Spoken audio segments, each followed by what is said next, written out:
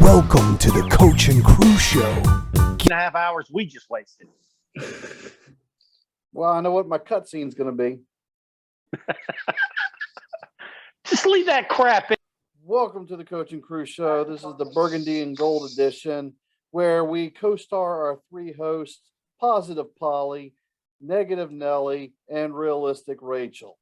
And yes, all three of us spoke up throughout the game in our three different formats. I played the role of Negative Nelly because when you have the most important position on the team, not even on your roster as of Thursday night, has to drive down Friday morning and learn the offense for a game that luckily got postponed to Tuesday.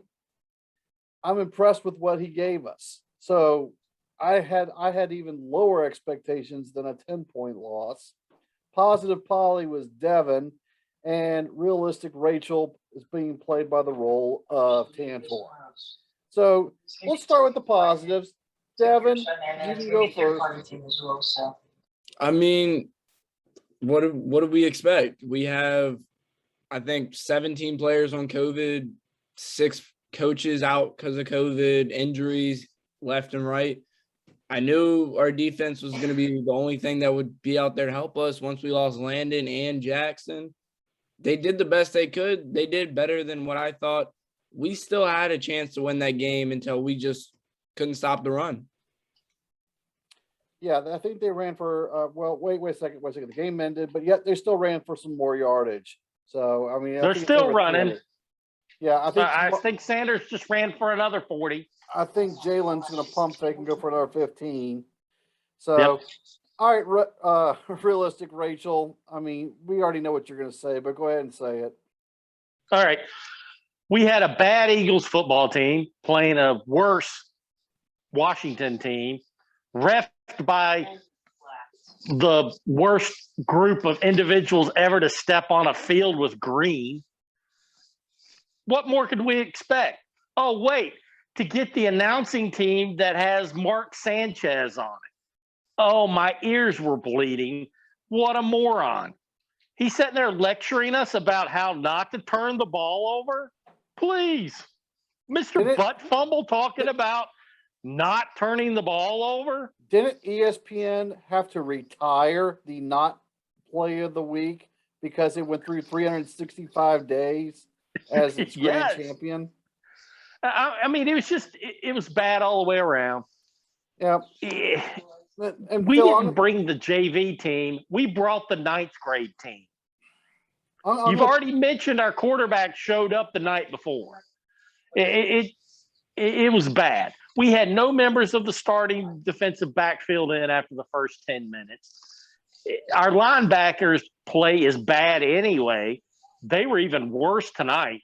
Our 2 linebackers, if somebody sees them make a play, let me know. I think they're both on a milk carton.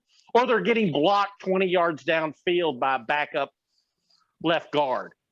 I mean, it was just it was crap what they put on out there.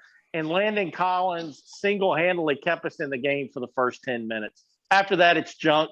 Gibson was dancing around back there. I did think our offensive line, and hey, everyone needs to look at that offensive line because that's our starting offensive line next year. 2022 offensive line starters was on display tonight. The one play that frustrates me more than anything else was on that double reverse that gets called back because of the illegal blindside block. Where you watch that play, the more I think about it, it really bothers me. That was not a blindside block. I know that. That play cost them a chance. Now, the people in the other room were making fun of me because of the not interception on Gilbert's first pass of the second half when I said, okay, this is over, because I was being negative, Nelly. But, Washington held into it as long as possible. So let's do this because we already know why they lost, and we'll just make it a Christmas edition. So if you had one wish for Realistic for the rest of the season, Phil, we'll start with you. What would be your one wish for Washington for the remaining 3 games? Truthfully, anyone that is older than a 5-year veteran on the team, cut them. Let's go with all kids. Let's see what they got. I want to see what all the kids have. I want to see if they can play. I want to see what all of them can do. I want to see what our young receivers can do. I want to see what the young offensive linemen can do. I want to see what the young defensive ends can do. I want to see what 2 new linebackers can do.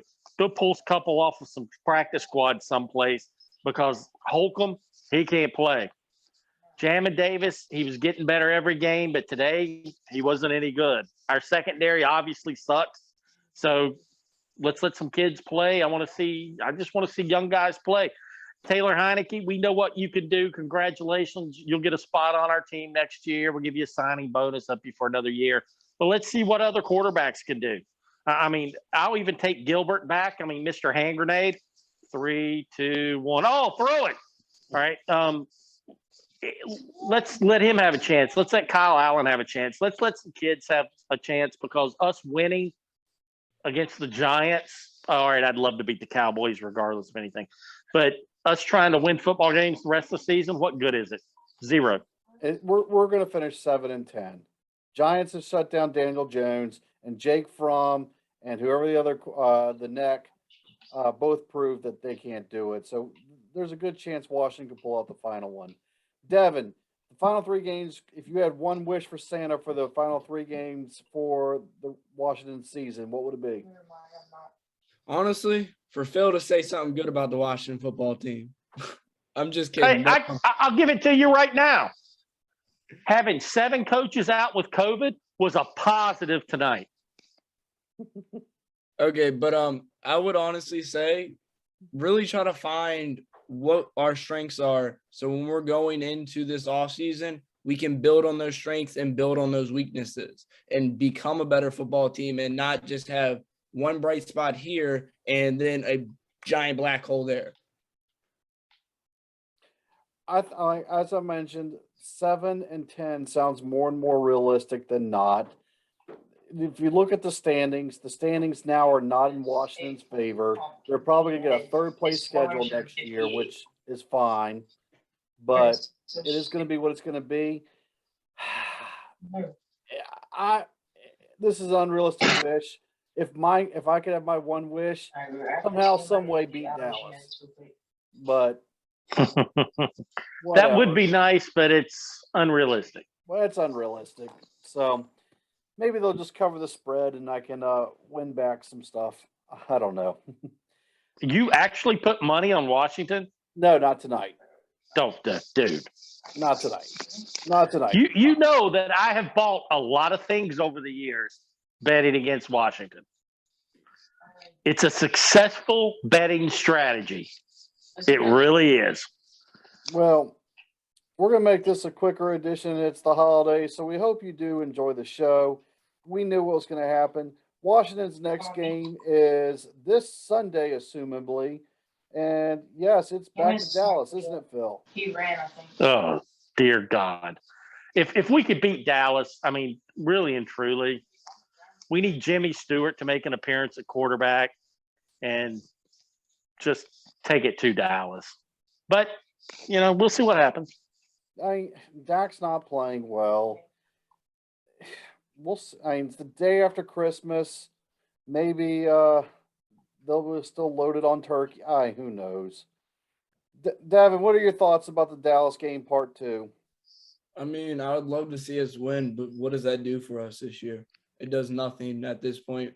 This game decided our fates for this season realistically. And if we beat them, COVIDed out. Yeah, I mean, it's the truth. But if we beat them, what do we get besides us being excited about a game? We need better draft stock. We need whatever we can for next year. And it's good to see here Hudgens in the background. Hey, look, there's a real big contest going on here with Fortnite, so we're kind of interrupting it. Hey, we might get more views if we actually show a Fortnite tournament. Yeah, so please, people, like and subscribe and share it with your friends.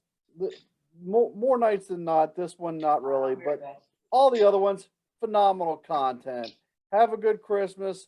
You'll see us again come wrap up of the Cowboy game just after the Christmas break. Thank you for watching this edition of the Coach and Crew Show. We hope you enjoyed this video, and we hope you enjoy all of our videos. Please like and subscribe to our YouTube channel, as well as hitting the little bell in the corner to get all of our notifications. You can click on our logo as well to subscribe to it. And if you really like it, share it with your friends, and please leave a comment. Thank you for watching. I would say- All right, hang on. We got some background. Who's talking in the background? See, they're already done with one team. Oh, wait a second. Matt, shut up. We're interrupting a Fortnite game, which probably is more interesting than the three. We're interrupting a Fortnite game, which probably is more interesting than the 3.5 hours we just wasted. Well, I know what my cutscene's going to be. Just leave that crap